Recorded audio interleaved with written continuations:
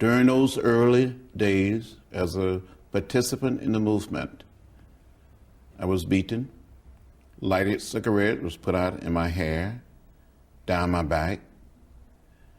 But I never gave up, I never gave in, I never became bitter or hostile.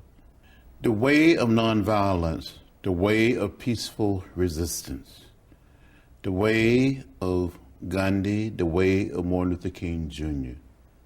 was our way, of achieving our goal.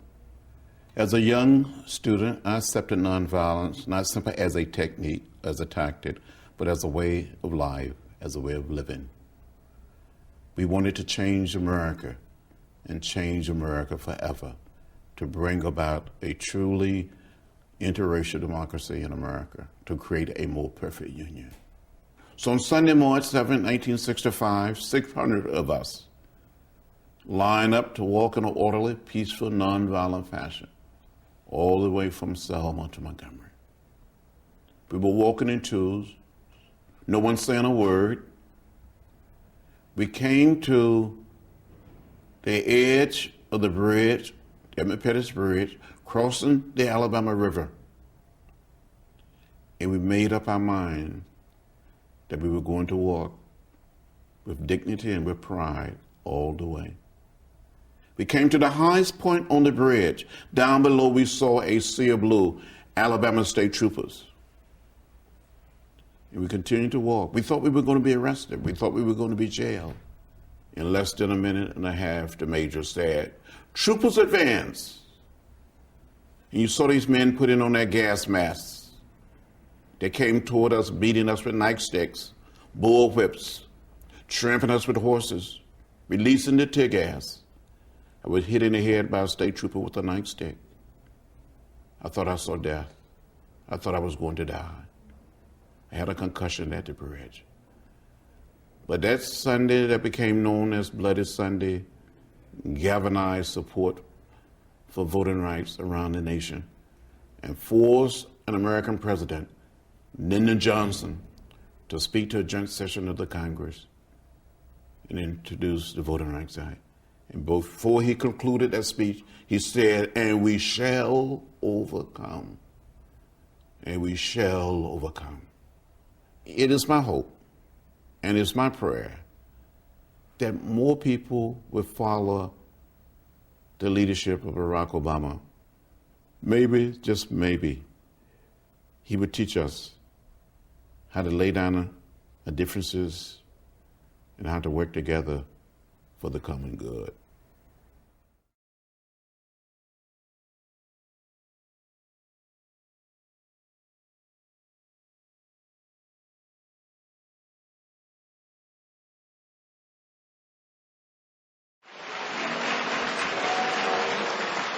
Ladies and gentlemen,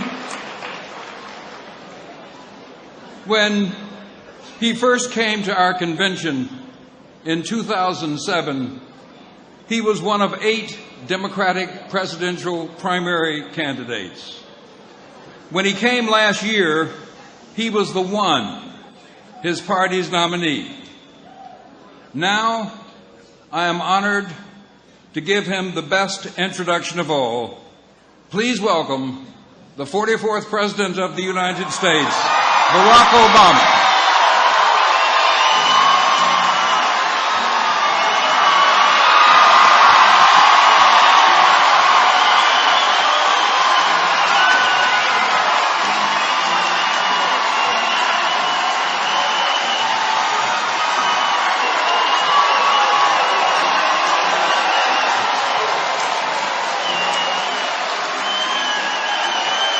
Thank you.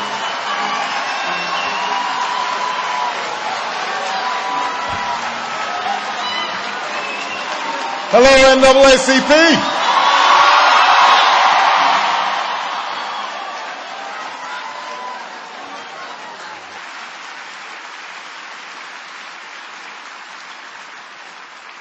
I hope you don't mind. I want to go into a little detail here about education.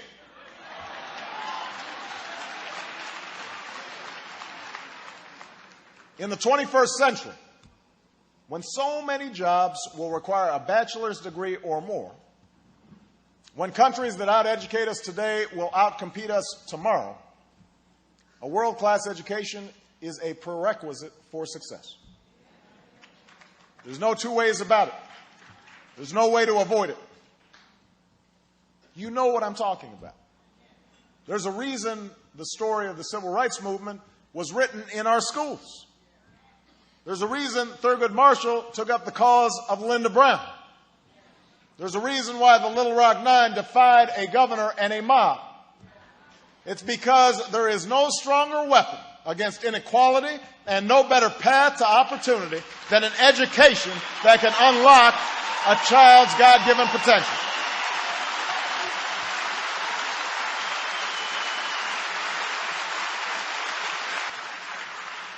And let me say this. If Al Sharpton, Mike Bloomberg, and Newt Gingrich can agree that we need to solve the education problem, then that's something all of America can agree we can solve.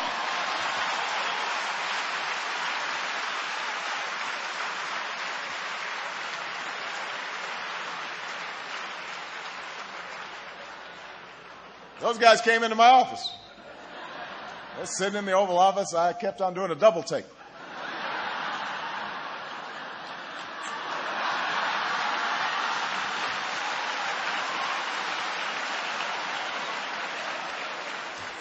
But that's a sign of progress, and it is a sign of the urgency of the education problem.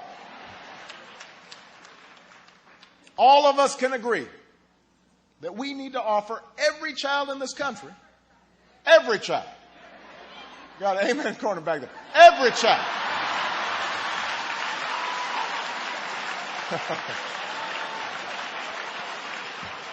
every child in this country, the best education the world has to offer, from cradle through a career. That's our responsibility as leaders. That's the responsibility of the United States of America. And we, all of us in government, have to work to do our part by not only offering more resources, but also demanding more reform. Because when it comes to education, we've got to get past this old paradigm, this outdated notion that somehow it's just money, or somehow it's just reform but no money, and embrace what Dr. King called the both-and philosophy. We need more money and we need more reform. But all these innovative programs and expanded opportunities will not, in and of themselves, make a difference if each of us, as parents and as community leaders, fail to do our part by encouraging excellence in our children. Government programs alone won't get our children to the promised land. We need a new mindset, a new set of attitudes, because one of the most durable and destructive legacies of discrimination is the way we've internalized a sense of limitation. How so many in our community have come to expect so little from the world and from themselves. We've got to say to our children, yes, if you're African American, the odds of growing up amid crime and gangs are higher. Yes, if you live in a poor neighborhood, you will face challenges that somebody in a wealthy suburb does not have to face. But that's not a reason to get bad grades. That's not a reason to cut class. That's not a reason to give up on your education and drop out of school. No one has written your destiny for you. Your destiny is in your hands. You cannot forget that. That's what we have to teach all of our children. No excuses.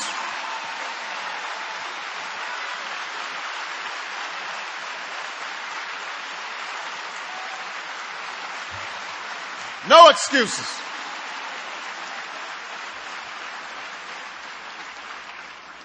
You get that education, all those hardships will just make you stronger, better able to compete. Yes, we can.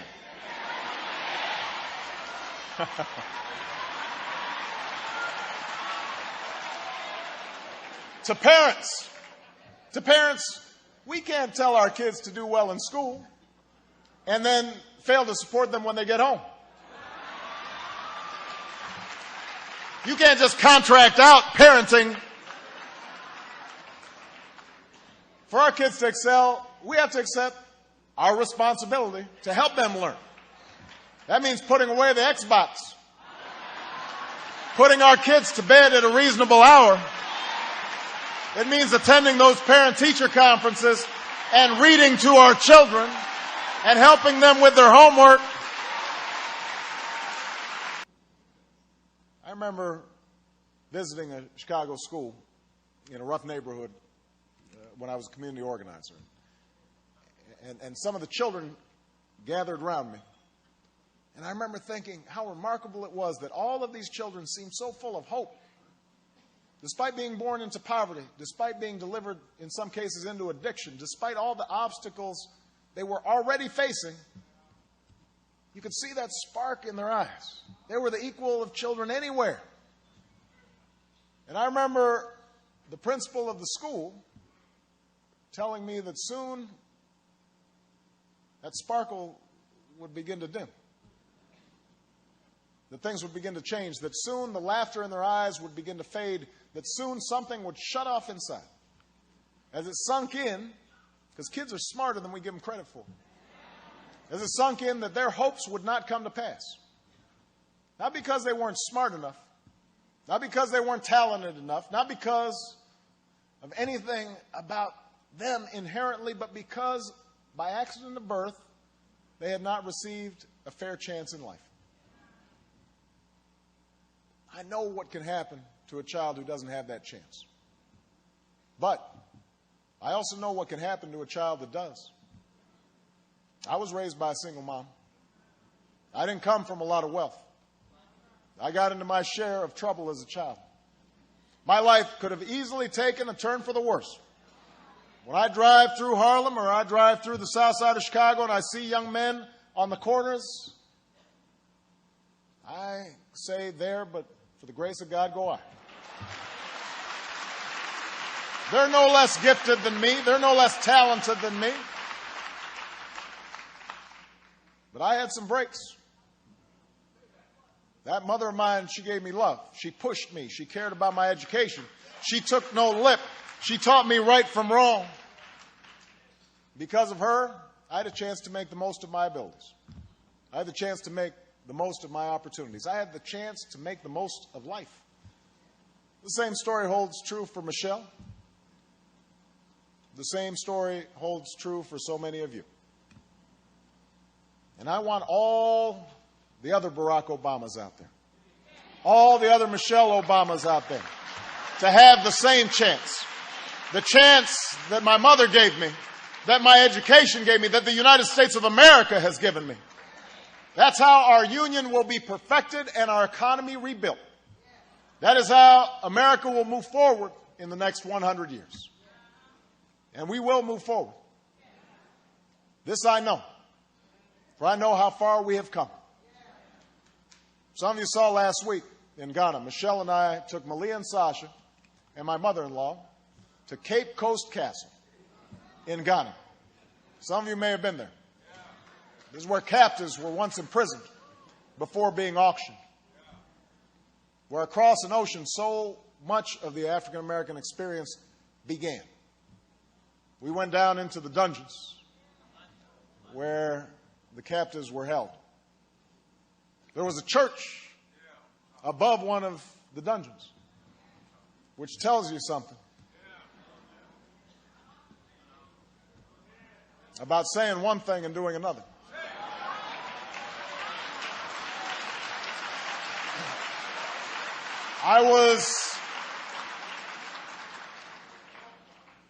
We walked through the door of no return. I was reminded of all the pain and all the hardships, all the injustices and all the indignities on the voyage from slavery to freedom. But I was reminded of something else. I was reminded that no matter how bitter the rod, how stony the road, we have always persevered. We have not faltered, nor have we grown weary. As Americans, we have demanded and strived for and shaped a better destiny. And that is what we are called on to do once more. NAACP, it will not be easy. It will take time. Doubts may rise and hopes may recede. But if John Lewis could brave billy clubs to cross a bridge, then I know young people today can do their part to lift up our community. If Emmett Till's uncle, Mose Wright, could summon the courage to testify against the man who killed his nephew, I know we can be better fathers and better brothers and better mothers and sisters in our own families. If 3 civil rights workers in Mississippi, black, white, Christian and Jew, city-born and country-bred, could lay down their lives in freedom's cause, I know we can come together to face down the challenges of our own time. We can fix our schools. We can heal our sick. We can rescue our youth from violence and despair. And 100 years from now, on the 200th anniversary of the NAACP, let it be said that this generation did its part, that we too ran the race, that full of faith, that our dark past has taught us, full of the hope that the present has brought us. We faced in our lives and all across this nation the rising sun of a new day begun. Thank you. God bless you. God bless the United States of America.